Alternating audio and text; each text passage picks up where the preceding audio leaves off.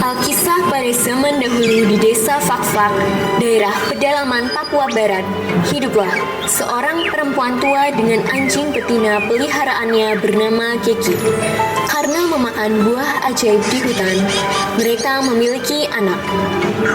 Setiap hari, Keki dan perempuan tua menjalani kehidupan sederhana di desa mereka.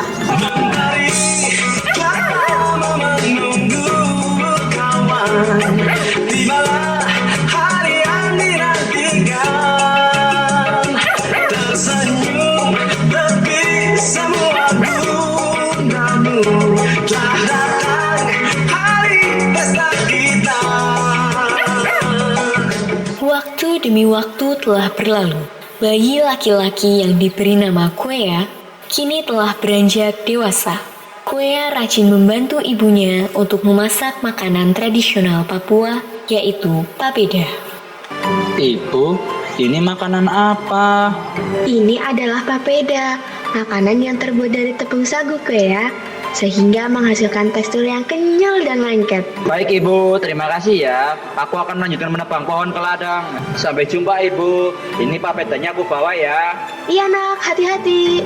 Aroma makanan papeda yang dibawa Kwea itu menarik perhatian seorang kakek tua. Kakek mengikuti jejak datangnya aroma berasal hingga melihat Kwea sedang menebang pohon. Hai nak, siapakah dirimu? Apa yang kau bawa hingga aroma itu menusuk hidungku? Aku adalah Kwea. Makanan yang aku bawa bernama papeda. Lalu, apa yang sedang kau lakukan di sini? Mengapa kau terlihat kesusahan? Aku akan menebang pohon, namun kapak ini tidak membantuku sama sekali. Coba gunakanlah kapak milikku. Siapa tahu ini akan membantumu. Baik, terima kasih kakek. Aku akan memakainya. Kapak besi pemberian sang kakek begitu tajam dan kuat. Kwea berhasil menebang pohon dalam waktu sekejap. Dia berterima kasih dan mengajaknya untuk menikmati papeda bersama. Apakah kau sendirian nak? Benar kek, aku menebang pohon sebagai sumber penghasilan karena aku tidak memiliki ayah. Anak yang malang, kakek turut prihatin karena sekarang pun kakek sebatang kara. Kalau bersedia, maukah kakek menjadi ayahku? Melihatmu, kakek jadi terenyuh. Tentu saja kakek tak bisa menolaknya. Orang tua mereka pergi berburu di hutan. Anak-anak memutuskan untuk memainkan permainan tradisional kayu malele dari Papua. Siapa yang akan memulai permainan duluan? Biar aku dulu, Kwea lemah, sudah pasti akan kalah. Baiklah jika begitu. Setelah itu aku baru nanti Kwea. Anak-anak bermain permainan tradisional kayu malele. Permainan itu selalu menjadi favorit mereka. Namun, kali ini berbeda. Karena Kwea yang menang, kedua adik laki-lakinya merasa iri dan menyerbu Kwea. Kakak menang terus, ini tidak adil. Kami juga ingin menang, kakak pasti curang. Ini hanya permainan, tidak perlu seperti ini. Kwea tidak tahu harus bagaimana menjelaskan dukanya kepada ibu. Ia memilih bersembunyi di gudang belakang rumah. Di sana, ia memintal benang-benang tua dan membentuk sayap dari harapannya sendiri.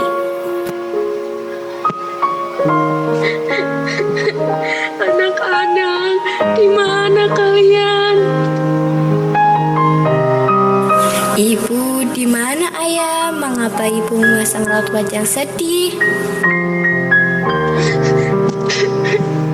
Ayah telah tiada saat kami sedang berburu bersama di hutan. Ia terjatuh ke jurang. Ibu tak bisa menyelamatkannya. Mendengar kabar dari ibu, adik perempuan Kuea terkejut hingga ia melupakan apa yang telah dilihat. Namun saat ibu bertanya lagi, ia baru teringat. Di mana saudaramu yang lain? Mereka bertengkar, Bu. Kuea disakiti.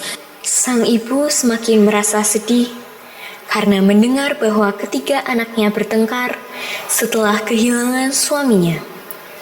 Ia segera masuk ke dalam rumah dan bertanya kepada kedua anak laki-lakinya. Apa benar kalian bertengkar dengan Kueya? Tidak, Bu. Kami tidak bertengkar. Kami hanya bermain lalu tidak sengaja mengkeroyoknya. Siapa yang mengajarkan kalian berbohong seperti itu? Jawab dengan jujur. Dua anaknya terdiam dan tidak menjawab pertanyaan ibu. Melihat itu, ibu pun langsung menemui Kuea dengan perasaan khawatir. Kueya, nak, apa yang sedang kau lakukan? Mengapa kau membuat sayap? Apakah saudaramu menyakiti dirimu?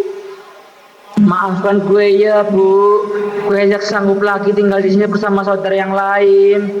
Biarkan mereka hidup bahagia tanpa kehadiranku yang hamba ini. Jangan pergi, nak. Ibu mohon. Namun terlambat. Kuea telah berubah menjadi burung yang indah dan terbang tinggi ke langit. Ibu merasa terpuruk dan sedih karena Kuea pergi meninggalkannya.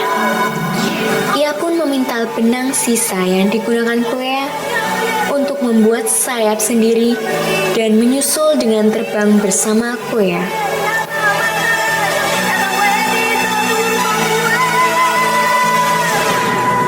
Lihat, ibu jadi pergi. Ini semua salahmu. Kok salahku sih? Sudah, jangan saling menyalahkan. Kakak tetap tidak. Sebenarnya yang buat Kuea dan ibu pergi adalah kalian berdua. Anak kecil tahu apa? Kau tak usah ikut campur. Sontak, mereka saling menyalahkan satu sama lain dan melempari dengan apu tungku. Hingga tiba-tiba, ketiganya berubah menjadi burung berwarna hitam. Ibu dan Kuea melihat dari atas. Mereka menyaksikan ketiga adiknya yang kini berubah menjadi burung hitam, bertengger di atas ranting pohon di dekat gudang tempat awal semuanya bermula.